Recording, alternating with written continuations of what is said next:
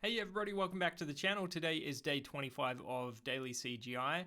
Tonight I split my focus amongst two different main tasks here. The first one, I read 88 pages of Leonardo da Vinci.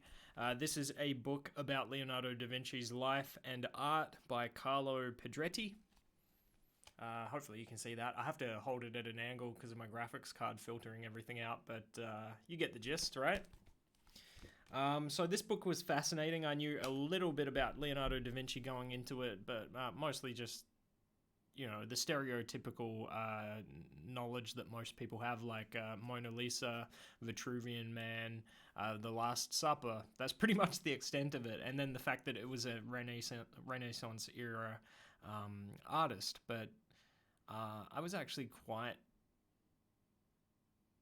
impressed with the extent of his personal sketches that he kept throughout his life.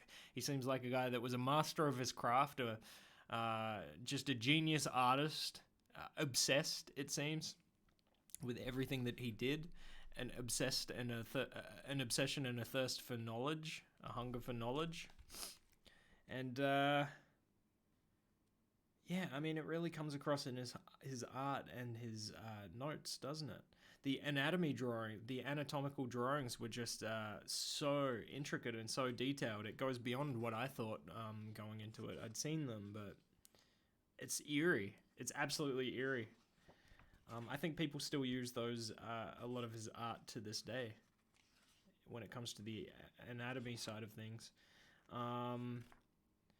Seems like he was being commissioned on a yearly basis, or 1 year he'd be here in one town, and 3 years later he'd be gone for 5 years in another place doing a piece for someone. It's crazy. Architectural skill, anatomical understanding, traditional, like, classic painting. It's insane. But my favorite is the personal notes and the sort of personal sketches in his notebooks. Actually, even though I didn't finish the book, I had to go online just to see if I could access some higher quality images that I was hoping museums had scanned them in and made them available. Now, you can't download them, but you can view them, which is pretty cool, and zoom right in and see intricate details of the paintings and the notes and stuff, so it's really good.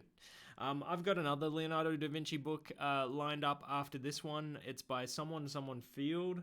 I can't quite read it from here, but I've heard that one's good as well. But this one's a good size, and it has high quality artwork printed in it. It's nice paper and everything, so I'm enjoying that one. In terms of Blender, I started something, didn't finish. I did learn how to use the Boolean modifier in this context, though. So I recreated what was in front of me, this Rode microphone. It hasn't got the scribble through the O, whatever they call that. But I did basically recreate the stand just by looking. So it's not like, I mean, this is in meters and this is in centimeters. I didn't sort of scale it down or anything, but I did learn how to do the Boolean modifier. I think there was a subtraction Boolean, what do they call it? A difference feature here. So basically you create a mesh, you put one mesh over another mesh, and you do the difference Boolean modifier, and it cuts it out like that. And you hide or delete the other mesh. So that seemed to work well 85% of the time. I tried it with this and it worked. I tried it with something else and it didn't work. So I don't have a full grasp of what I was doing right and what I was doing wrong. And I saw other people in the past have struggled with this as well. So it's something I'm going to have to look into, dive deeper with. I also, while I had microphone on my mind, I followed a couple of tutorials of people just telling you how to create a microphone-like mesh. Yeah, for the mesh that goes around the microphone internals. It uses a decimate, a cast, and a wireframe modifier. I think this one turned out pretty well. I don't know what goes into a microphone, though. Like, what is going on underneath all of this. And I don't think I need to know at this point. I'm not going to go to that level of detail. It's just, you know. I mean, how deep do you go? It's not one-to-one accurate, so it doesn't really matter. Anyway, that's the microphone. The other thing that I did, because this tutorial only took about 7 minutes, was a crushed can tutorial. So I followed, this was a CG cookie, using Blender to crush some cans tutorial. I'll put a link in the description as always. This one only went for 7 minutes and 55 seconds, and I already had the can from a different tutorial series from a different YouTuber that I followed in the past, so I figured may as well try it. And let me find it. You can see it, but I've got to pull up the screen. It was basically setting up a lattice to be able to, you know, look, grab these vertices, and then you can easily control the crush effect on the can. I think it used it was a displaced modifier, a lattice, and sort of smooth. Modifier name, value, smooth. Yeah.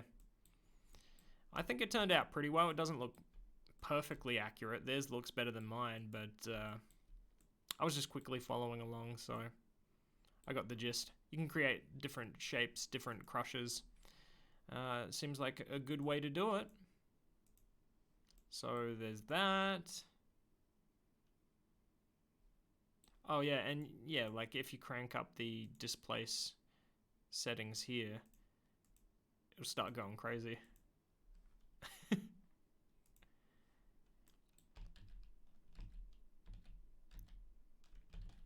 I always notice these logical things, like I didn't crack open the tab at the top like you'd expect it to be cracked open if you were crushing a can. So I'm gonna just, for the sake of continuity, this was a can that was part of a defective process at the factory where it didn't fill up with liquid, but it was still sealed.